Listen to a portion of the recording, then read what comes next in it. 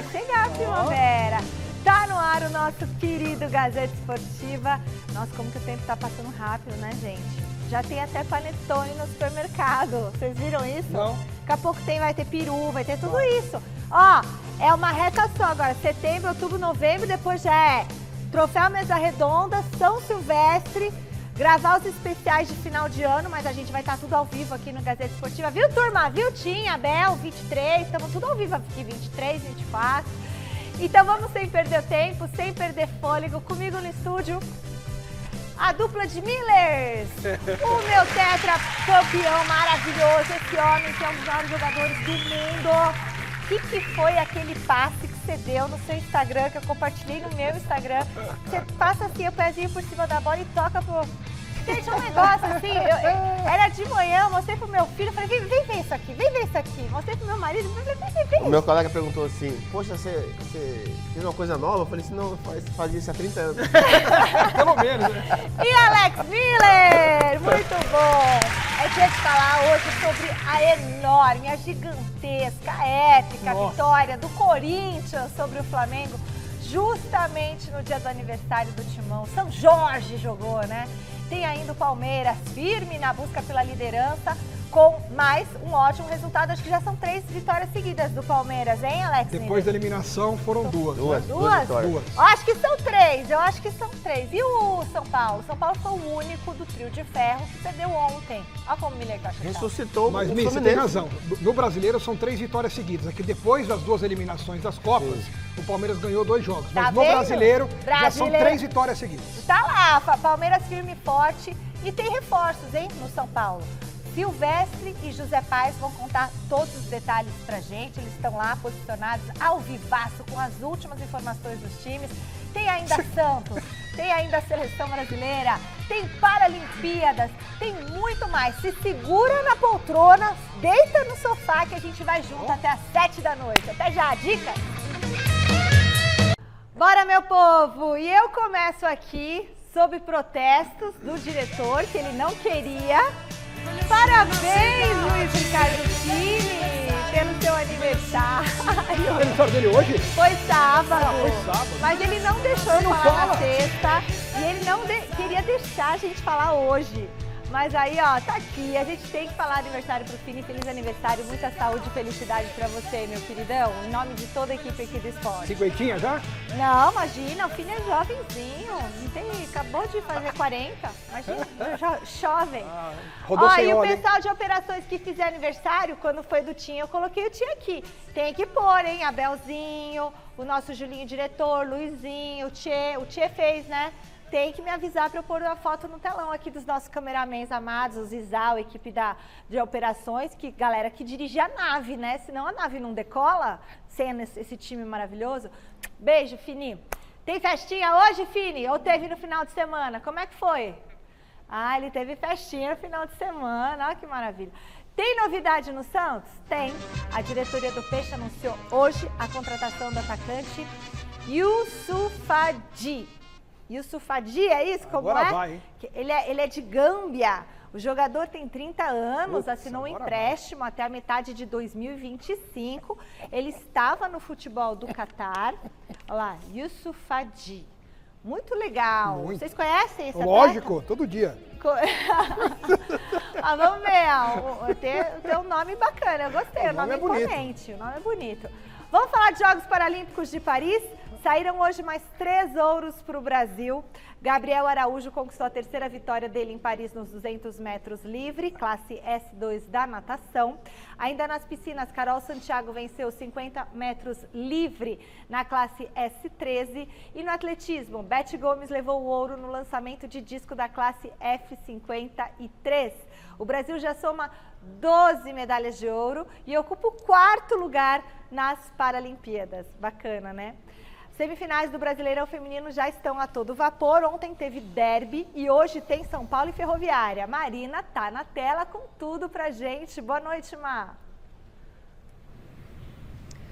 Oi, Michele, boa noite para você, para todo mundo que está acompanhando a gente aqui no Gazeta Esportiva nessa segunda-feira. Estamos no estádio do Canindé, porque às 9h30 da noite vai rolar, como você bem adiantou, São Paulo e Ferroviária, ida das semifinais do Campeonato Brasileiro Feminino. Ontem teve jogão e olha, o Palmeiras saiu na frente, um gol de pênalti, mas as brabas lá no estádio Jaime Sintra, em Jundiaí, casa do Palmeiras, acabaram virando para 3-1. Os gols foram aí da Duda Sampaio, Carol Nogueira e também da Vicky Albuquerque, que conseguiram esse grande resultado. E os jogos de volta vão acontecer no domingo, tanto esse aqui, São Paulo e Ferroviária, quanto Corinthians e Palmeiras. Aí é óbvio, né? Aqui mando do São Paulo, hoje, 9h30 da noite, e no domingo vai ser mando da Ferroviária lá em Araraquara. Então é importantíssimo que o São Paulo faça um bom jogo aqui, consiga um bom resultado para conseguir levar esse resultado para domingo, não tá tão aí em apuros, vamos dizer assim, porque a Ferroviária é um grande time no futebol feminino brasileiro e tá querendo o quê? Se dar bem novamente, porque ano passado, esse mesmo confronto São Paulo e Ferroviária aconteceu nas semis e quem passou foi a Ferrinha, foi fazer a final contra o Corinthians que está com esse pezinho já aí nessa final do Campeonato Brasileiro, mas tudo pode acontecer porque é clássico, né, Mi? Amanhã a gente vai trazer tudo o que aconteceu aqui nesse jogão São Paulo Ferroviária, 9h30 da noite, tá bom? Beleza, Maia. O Gazeta Esportiva no futebol feminino, é isso aí. E o São Paulo sofreu mais uma derrota fora de casa ontem. Dessa vez foi pro Fluminense. Então vamos dar uma olhadinha como foi a partida. Depois o Miller e o Alex comentam aqui. O São Paulo foi até o Maracanã para enfrentar o Fluminense pelo Campeonato Brasileiro e o Flusão saiu na frente. O Ganso deu esse lindo passe aí, ó, de calcanhar e o Cauã Elias pegou muito bem na bola, 1-0. Vale ressaltar que o tricolor paulista reclamou de uma irregularidade na origem da jogada. Caleri e Thiago Santos correram em direção à bola e o bandeirinha Guilherme Dias Camilo sinalizou falta, que não foi apitada pelo árbitro Paulo César Zanovelli. O Thiago Silva colocou a mão na bola para cobrar a suposta infração e dali saiu o gol do Cauã. O juizão Zanovelli foi checar todo esse rolo aí no VAR, inclusive uma possível falta no Caleri, mas validou o gol. No segundo tempo, o time do técnico Mano Menezes fechou a conta. O Guga encontrou o Keno e o atacante foi para cima da zaga São Paulina para bater forte, chute cruzado. Placar final, Fluminense fora do Z4 2, São Paulo fora do G4 0. Si el árbitro no pita, ¿cómo el árbitro va a permitir que Thiago ponga la pelota en el piso, la toque con la mano? Si el árbitro da ley de ventaja y le da la espalda a la jugada. Acá no respetan nombre, no respetan trayectoria, no respetan contexto, no respetan nada. Las ternas arbitrales, nada respetan. Tem razão, Zubeldia? Nessa ele tem razão. Sabe por quê, Mi? Eu não tinha percebido, eu fui tomar ciência dessa situação hoje, quando eu vi os lances e alguns comentários, inclusive de alguns ex-árbitros, que isso corre o risco, inclusive, de o São Paulo entrar na justiça pedindo anulação do jogo. Olha. Porque entraria naquele critério do erro de direito, quando você fere a regra do jogo. E o árbitro, ele foi no VAR, hein? Isso que é pior. Esse Paulo César Zanovelli é um chama-problema, ele é um chama-confusão. E nesse momento, o Bandeira deu a falta. Só que se o árbitro não apita, o Bandeira pode fazer o que ele quiser. Ele pode dar cambalhota, pode tremular a bandeira. Se o árbitro não apita para atender o chamado do Bandeira, o jogo segue. E o árbitro não apitou a falta. Se ele não apitou a falta, o que o Thiago Silva pôs a mão na bola para bater uma suposta falta que nem para o Fluminense foi? Se fosse falta, teria sido para o São Paulo. Então, como o árbitro resolveu não dar a falta em cima do Caleri, o Thiago Silva colocou a mão na bola para bater uma suposta falta para o Fluminense. E como que o juiz não viu isso? Então, é isso que eu estou falando. E aí o São Paulo está pegando todas essas análises, pegando as evidências, tentando buscar provas dessa situação. Esse áudio do VAR é importante para saber, nesse pouco tempo que ele foi ali no vídeo, o que foi falado entre ele e o árbitro do VAR. Vão ter que divulgar. Vão ter que divulgar, porque é essencial a divulgação desse VAR. Porque isso aí, ó o Bandeira, naquele momento... Vamos voltar ali aquela imagem. Naquele momento, o Bandeira levantou e o árbitro não deu a falta, só que o Thiago Silva pôs a mão na bola para bater a falta. Então foi falta no Thiago Silva ali, quando ele pôs a mão na bola. Então não tinha que sair o gol. Quer ver, ó? O gol foi irregular. Ali, ó. Ele segurou, pronto, parou, agora a mão na bola, ajeitou. O Thiago Silva pôs a mão na bola e bateu uma falta que não foi para ele. Se fosse falta, teria sido para o São Paulo, Xará. E o árbitro não deu a falta e mandou o jogo seguir. E para piorar, ele foi ao VAR e confirmou o gol. Foi um gol absurdo esse. O São Paulo foi extremamente, prejudicado pela arbitragem nesse lance. Mas só que no jogo o Fluminense ganhou por 2-0, né? Mas foi 1-0, né? Esse foi o primeiro gol. Se não sai o primeiro gol, a gente não sabe o que aconteceu depois. Aí, ó. Então. Rapaz, o que é isso? Jogo de escola que põe a mão na bola? Eu acho que não vai acontecer nada. Não, pode ser que não aconteça, mas que foi errado, mas foi. Que, lógico, que, como você já falou, foi o Thiago Silva e colocou a mão na bola. Né? Falta. Tinha que ser falta pro Fluminense. Ele tinha que anular o gol e dar falta pro São Paulo. Se não foi falta no Caleri, falta no Thiago Silva que pôs a mão na bola. A jogada do Thiago Santos com o Caleri não foi nada. Uma disputa de bola normal. Que ele põe a mão no olho, assim, não foi nada? Não foi nada. Aí, em seguida, o Thiago Silva comete uma infração. E o juiz nem viu, foi no VAR, tampouco viu. Então, você falou, o pior foi isso. Esse foi o pior. Esse é o detalhe do negócio. Então, mas, de qualquer maneira, Michele, o São Paulo não fez uma boa partida. O São Paulo mereceu perder mesmo, né? O segundo gol aí, o Rafael falha no segundo gol, porque o Keno chuta fraco e rasteira em cima dele e passa por baixo a bola dele. Acredito que o São Paulo, no Campeonato Brasileiro, título não tem poucas chances. O São Paulo tem que se determinar nas Copas. E agora o José Paz vai chegar na telinha com as novidades de 2 novos reforços no Tricolor. Boa noite, Zé. Quem é que está chegando para o elenco do Zubeldia? Fala, Mi, beijo grande pra você, querida, abraço aí pra todo mundo que tá acompanhando a edição de hoje do Gazeta Esportiva. Pois é, o São Paulo aí por detalhes pra anunciar 2 reforços pra essa temporada, 2 jogadores que chegam por empréstimo até o meio do ano que vem, até o meio de 2025. O primeiro deles, Jamal Lewis. Temos aí uma telinha pra mostrar pra vocês, pra explicar quem é o Jamal Lewis, jogador de 26 anos, 1,78 m, lateral esquerdo, nascido na Irlanda do Norte e que está desde 2020 no Newcastle lá da Premier League, lá da Inglaterra. Ele que foi revelado pelo Norwich City, jogou no Watford emprestado também. Enfim, é um jogador que tem passagem pela seleção lá da Irlanda do Norte, jogou 36 partidas e chega para compor o elenco do Zubeldia, do professor Luiz Zubeldia, já que o Wellington é o titular absoluto, tem poucas peças por ali, Patrick machucado, Michel Araújo muitas vezes improvisado. E eu disse aqui na sexta-feira no Gazeta Esportiva, São Paulo vai brigar até o finzinho da segunda-feira para contratar um lateral esquerdo, para trazer alguém aí para essa posição, e traz o Jamal, então, que deve ser apresentado nos próximos dias. Santiago Longo, volante, também foi contratado pelo São Paulo, também por empréstimo até o meio do ano que vem, como eu disse. Esse é um argentino, 26 anos, também temos uma telinha para mostrar para vocês aí, 1,77 m, jogador argentino que estava lá no Belgrano da Argentina, que nesta temporada fez 30 jogos, deu 2 assistências aí, é mais um jogador para compor o setor. Tô aqui em frente ao CCT da Barra Funda, vou pedir aqui pro Rafa Leão mostrar para vocês, olha só. Portão fechado por aqui. Hoje foi folga geral pra galera, porque é semana de data FIFA, né? Então ninguém por aqui hoje do elenco profissional do professor Luiz Zubeldia. Amanhã e na quarta-feira, os jogadores que estão ali na transição física, entregues ao departamento médico, vão trabalhar aqui na Barra Funda. E na quinta-feira, todo o elenco se reapresenta já visando a partida contra o Galo na semana que vem, dia 12 de setembro, jogo 2 aí das quartas de final da Copa do Brasil. O São Paulo perdeu na ida por 1-0, precisa reverter lá na Arena MRV e vai trabalhar de olho nesta partida. Lucas Moura está com a seleção brasileira, foi convocado para a vaga do Savinho, que está machucado, já se apresentou lá ao técnico Dorival Júnior. Desde 2018 que o Lucas Moura não era convocado, a primeira convocação dele em 2011 com o Mano Menezes, desde 2018 com o Tite que ele não é convocado. Bobadilha também foi convocado para a seleção do Paraguai. Os dois podem se enfrentar na terça-feira que vem lá em Assunção, capital do Paraguai, porque tem Paraguai e Brasil eliminatórias da Copa do Mundo de 2026. Então essas as notícias aqui direto do CCT da Barra Funda, as notícias do Tricolor, que conseguiu movimentar o mercado da bola no finalzinho aí da janela, né, Michele? Devolvo para vocês. Conheci o Jamal, conheci o Santiago, quero saber de você aí, hein, Michele? Beijo grande.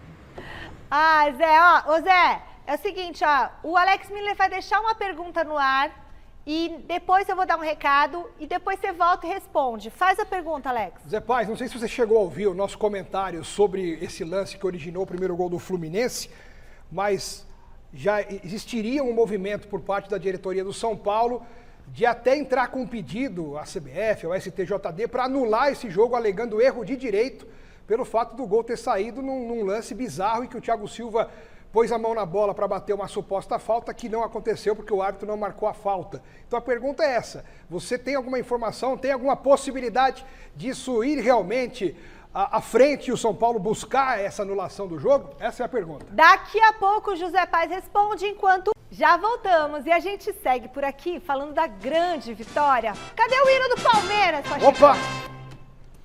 Que é isso? Aê, Pacheco! Achei que você ia errar o hino do Palmeiras e você errou a tarantela. Tá de brincadeira, hein, Pachecão? Ó, na tela. Palmeiras, descansadinho, mais relax no calendário, visitou o Atlético Paranaense pela 25ª rodada do Brasileirão, tentando alcançar o topo da tabela de vez. E não decepcionou. Foram 2 gols do Verdão para sacramentar a vitória. O primeiro veio com Maurício. Flaco Lopes fez boa jogada pela direita, cruzou e o meia do Verdão só completou. 8 minutinhos de jogo, 1-0.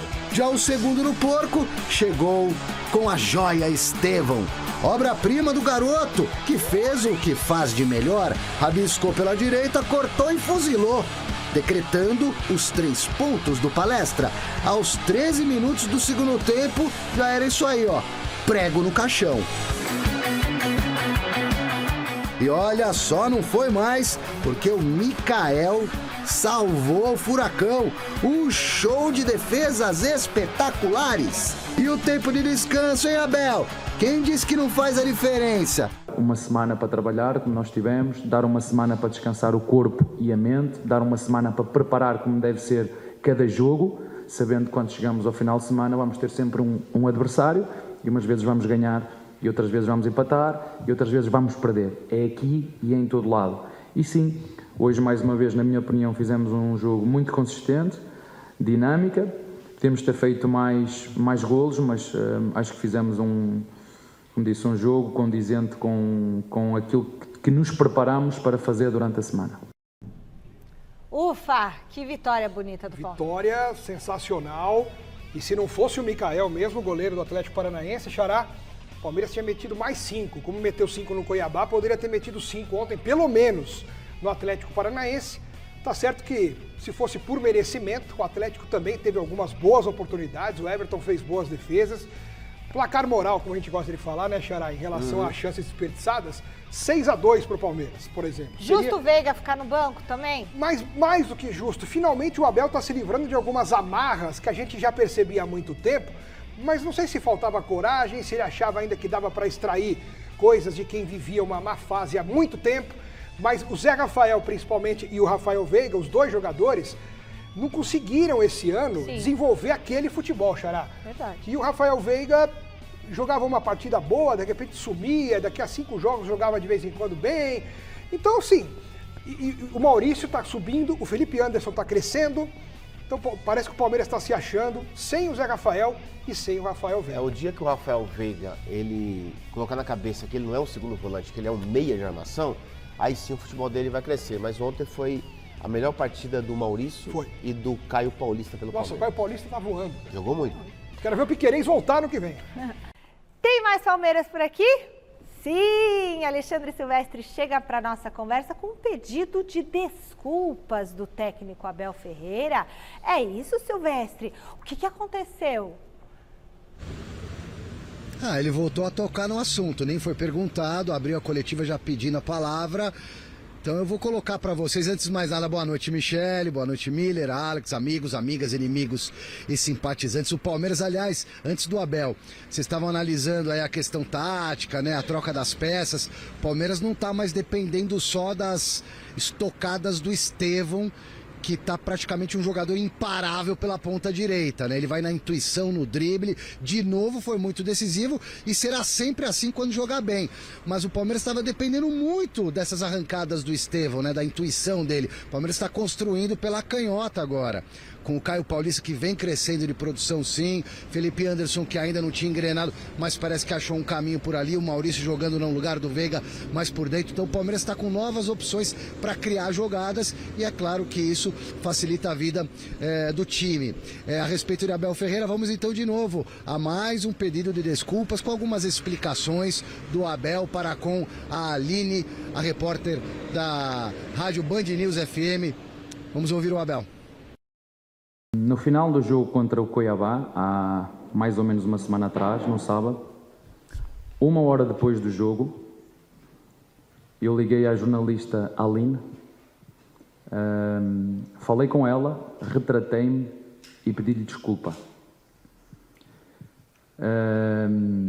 No dia seguinte, nas minhas redes sociais e publicamente, voltei a retratar-me. Hoje, uma semana depois, estou aqui, mais uma vez, a pedir desculpa e a voltar a referir aquilo que disse no início, que é: os desvios cometidos não fazem a regra, nem definem as pessoas. Lamento tudo o que aconteceu e realmente nós podemos aprender, mais do que nunca nos dias de hoje, o impacto que têm as palavras. Mais um recortezinho da entrevista coletiva do Abel após a vitória sobre o Atlético Paranaense, quando ele foi questionado sobre o ciclo dele no clube. Será que estaria se encerrando? A gente tem que lembrar, né, que poderia ter terminado esse ciclo já na virada do ano passado para esse ano, com o tal do pré-contrato que ele teria assinado com o time do Catar. Mas o Abel, nos últimos jogos, aí nas últimas entrevistas, tá muito amargurado, muito amargo. O Palmeiras foi eliminado da Copa do Brasil, da Libertadores, as críticas chegaram, uma certa desconfiança, alguns corneteiros. O Abel, né, começou a levar para esse lado mais emotivo. Então ele foi perguntado: tá acabando o ciclo, Abel? A resposta curta e grossa: se Deus quiser e se tudo correr normalmente, vai encerrar no dia em 2025, dezembro de 2025.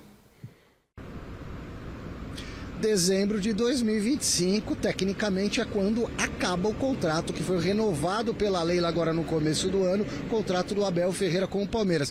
Só quero deixar bem claro aqui que a intenção da Leila é certamente prorrogar, renovar esse contrato por mais 3 temporadas.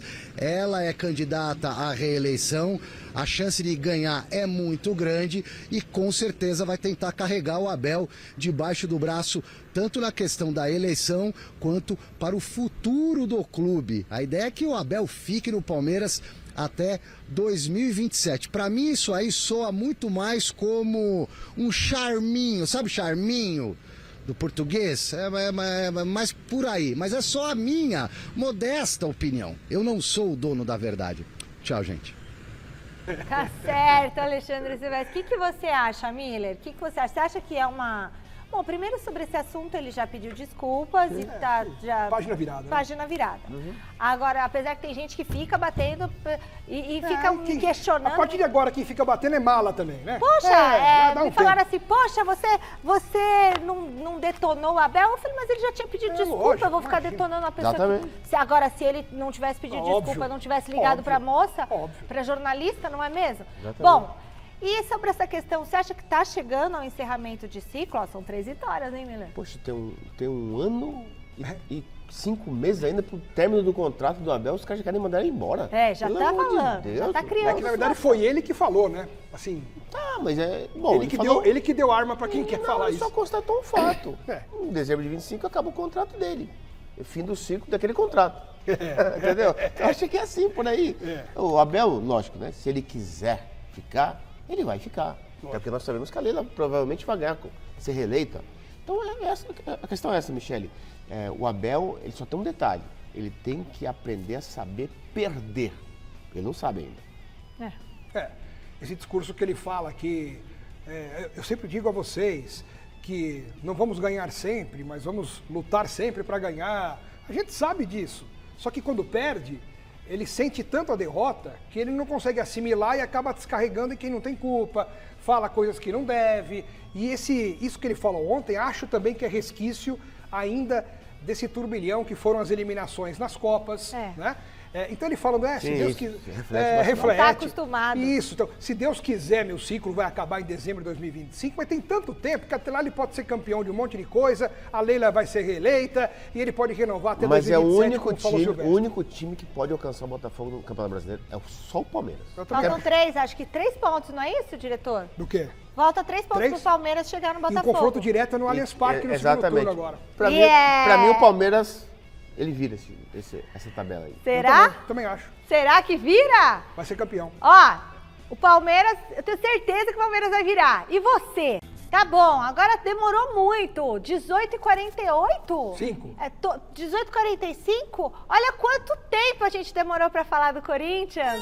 Alô, torcida corintiana! Cadê o hino do Corinthians que fez 114 anos, Pachecão? Que o Corinthians você não vai pôr hino, é isso?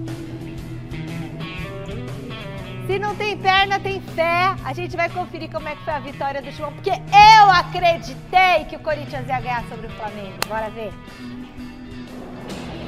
De Anselmo, Carlos, Rafael, Antônio e Joaquim no bairro do Bom Retiro, a Neoquímica Arena em Itaquera. São 114 anos construídos sob a fidelidade de uma torcida cujo apoio cresce fundamentalmente em dias assim, quando uma vitória é crucial e o adversário reconhecidamente superior. Nem mesmo o Tite, o maior técnico da história alvinegra, foi perdoado ao voltar à casa corintiana 8 anos após deixar o clube. Isso não retira toda a gratidão que eu tenho pelo Corinthians. Isso não retira. E também não leva em conta os filhos que eu recebi. Na minha mãe, não. E se o Flamengo de Tite teve 7 desfalques importantes, o Corinthians de Ramon Dias perdeu Héctor Hernandes com apenas 4 minutos e não se abalou. Depois de um gol de Félix Torres anulado por impedimento e uma defesa de Rossi, saiu o entalado grito de gol. O desvio no cruzamento de Yuri levou a bola até Thales Magno. 1-0 para o time do povo.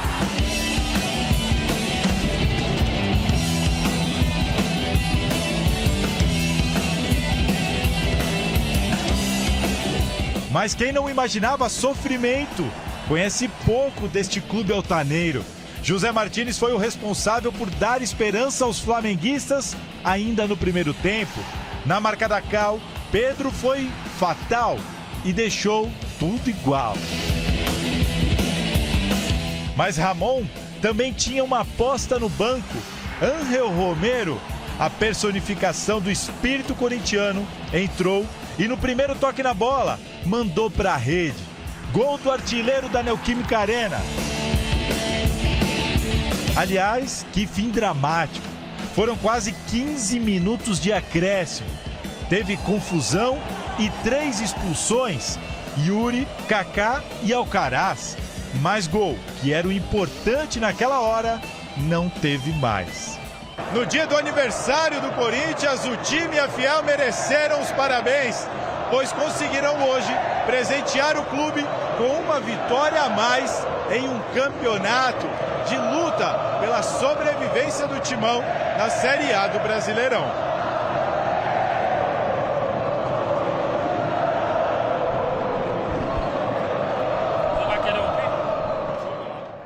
La parte mental, porque a gente foi jogar a Bahia e foi superior a Bahia. Foi jogar a Fortaleza e foi superior a Fortaleza. Foi jogar a Mineiro e foi superior a Mineiro. Lo que pasa cuando la bola no entra y você no gana, todo el trabajo de você es ruim. Mas nós internamente sabemos que estamos haciendo un gran trabajo.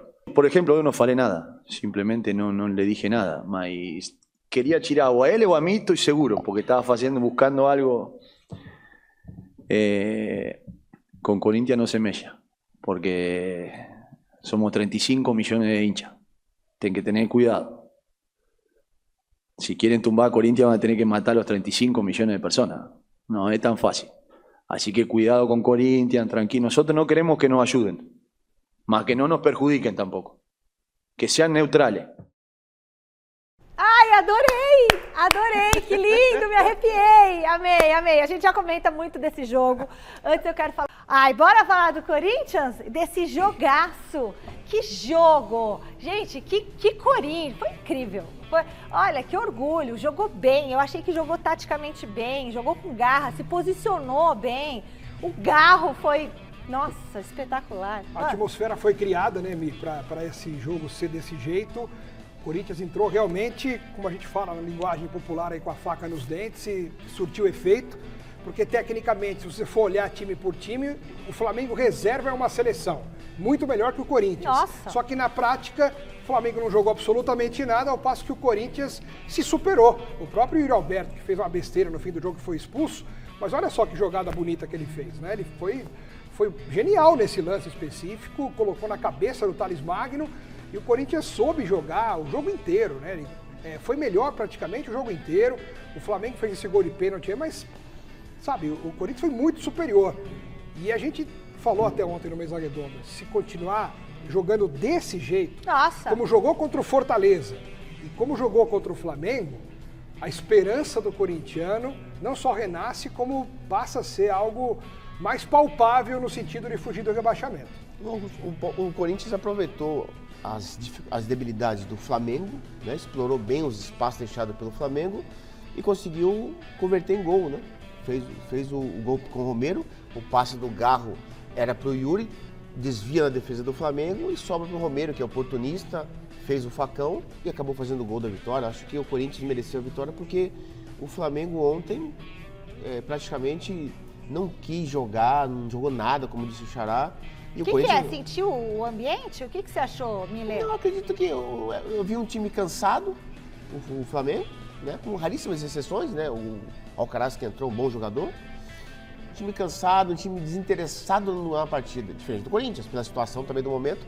O Corinthians entra com o desejo de vencer e conseguiu a vitória merecidamente. A vitória é indiscutível que o Corinthians tem que levar essa vitória, não só a vitória, mas esse futebol que apresentou ontem contra o Flamengo pro resto da temporada, porque realmente, mesmo diante dessa vitória, a situação do Corinthians continua delicada, continua difícil, mas como eu sempre falo no futebol, não dá tempo de você comemorar, muito menos de lamentar.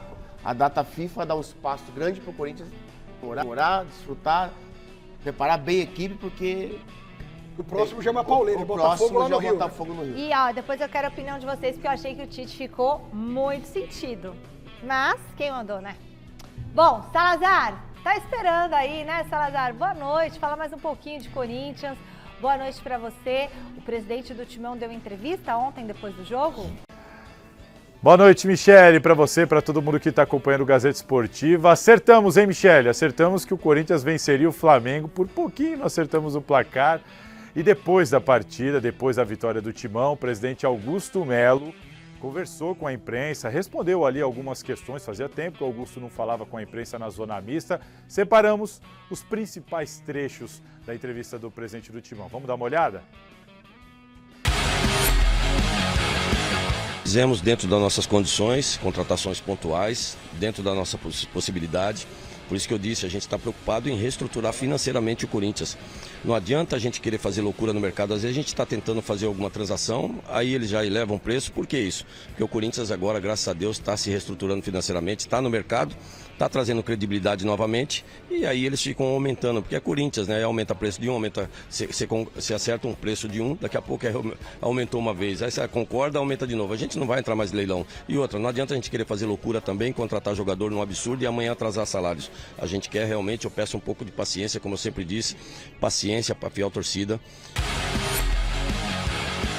O Hugo é do Corinthians, já tem contrato de 4 anos. O Hugo, pra gente é tranquilo, é que existe um prazo para pagamento. Quando a gente contratou, tem uma determinação e a gente está só esperando para cumprir. Já tem o dinheiro para pagar, tá tudo certo com ele. Até brincamos no vestiário, a gente numa conversa falou, você é do Corinthians, ninguém mais tira. Não estou preocupado com isso. Enquanto eles contam a assinatura, eu conto pontos para a gente sair dessa situação. A gente está preocupado em tirar o Corinthians dessa situação. Eu acho que isso que eles deveriam fazer também, ao invés de eles estarem preocupados com isso, deveriam nos ajudar, né? Deveriam, como bons corintianos que são, eles deveriam todos juntos para a gente poder tirar o Corinthians dessa situação. Eu estou preocupado nisso, eu estou preocupado em tirar o Corinthians dessa situação, estou preocupado na parte financeira, que a gente vem reestruturando cada vez mais. E eu acho que isso não vai dar em nada. Você vê aí que o presidente falou dos reforços. Quando ele fala de não fazer loucura, ele está se referindo ao Arthur Cabral, que o Corinthians tentou, mas não deve trazer mesmo, como disse o Augusto Melo. Sobre essa questão do impeachment, ele também disse, acho que não vai dar em nada, mas na verdade o caso está na comissão de ética, que vai mandar um parecer para o Conselho Deliberativo e muito provavelmente vai ter essa votação pela destituição ou não do presidente. E sobre o Hugo, o presidente também falou de 4 anos de contrato, mas é bom destacar que ainda não está assinado, né? Como a gente viu, o caso do Veríssimo e tudo mais, é melhor a gente ter um pouquinho de cautela. Falando do que temos aqui para frente, o Corinthians agora entra nessa data FIFA, volta a jogar em casa contra o Juventude para decidir vaga na Copa do Brasil e depois pelo Brasileirão pega o Botafogo fora de casa. Jogo importantíssimo e atenção, hein? O Corinthians muito provavelmente não vai ter o Héctor Hernández, centroavante espanhol, que ontem, com 4 minutos, sentiu ali uma lesão no músculo posterior da coxa direita. O Corinthians hoje confirmou a lesão de grau 1. Isso significa de que ele deve conseguir se recuperar entre 1 e 2 semanas. Além do Héctor Hernández, que é dúvida, temos a certeza de que o Corinthians não vai poder contar contra o Botafogo com Kaká, Félix Torres, Charles e Yuri Alberto, todos suspensos para a próxima rodada do Brasileirão, Mi. Salazar, gostei que o presidente do Corinthians falou bom, Corinthians E falou de uma maneira serena. Eu gostei do tom dele. Acho que dentro do que ele foi perguntado, a forma como ele respondeu era o que ele tinha que responder e do jeito que ele tinha que responder. Até porque tinha vencido, né? Tá bem? Mais fácil, hein? Vai ficar mais fácil. Bom, e sobre o Tite, o que vocês acharam da cara dele, do que ele falou depois, que a torcida falou... Tudo faz parte do futebol, sabe? O técnico que fala que não vai trabalhar mais no Brasil naquele momento. Aí o Corinthians convida, ele fala não. Aí pouquinho tempo depois o Flamengo convida, ele fala sim. É óbvio que o corintiano fica triste por toda a história que ele construiu no Corinthians. E ele tinha, assim... normal, é a primeira vez que ele foi lá. Na gestão anterior, pelo que tinham falado, ele tinha meio que enrolado um pouco. Então, virou e deu um não de cara. Ele tem que entender que é uma coisa normal e passional. O torcedor é passional e isso faz parte. Ele tem que fazer igual os árbitros fazem. Deixar uma mãe sagrada em casa ou no céu e a outra pro futebol para ser azucrinada como é o normal no futebol. É claro que ninguém gosta de ser xingado, né? Mas ele não esperava, gente. Ele não esperava. Mas eu acredito. Ele não foi na estreia quando não foi. Ano passado. Exatamente. Ele achou que o povo ia esquecer. Não, o torcedor não esquece, não. Não esquece. Gente, seguinte, Gazeta Esportiva tá terminando, mas ainda tem um tempinho. Último recado, Miller e Alex. Último recado. Recado que agora... E a briga? Essa briga é ridícula, né? E começou com o Yuri Alberto, que foi juvenil. Resultou na jogada do Yuri Alberto. Originou essa briga com a pancadaria. A pancadaria originou com essa falta absurda do Yuri Alberto, né, que prejudica o Corinthians contra o Botafogo. O Salazar falou 4 desfalques que vão fazer falta pro jogo contra o Botafogo. E se o árbitro fosse um pouquinho mais enérgico, puxava pelo menos mais uns 2 vermelhos ali. Se expulsasse 4 de cada lado, estaria de bom tamanho. Estaria de bom tamanho. Agora acabou, gente. Fiquem agora com o Jornal da Gazeta. Tchau.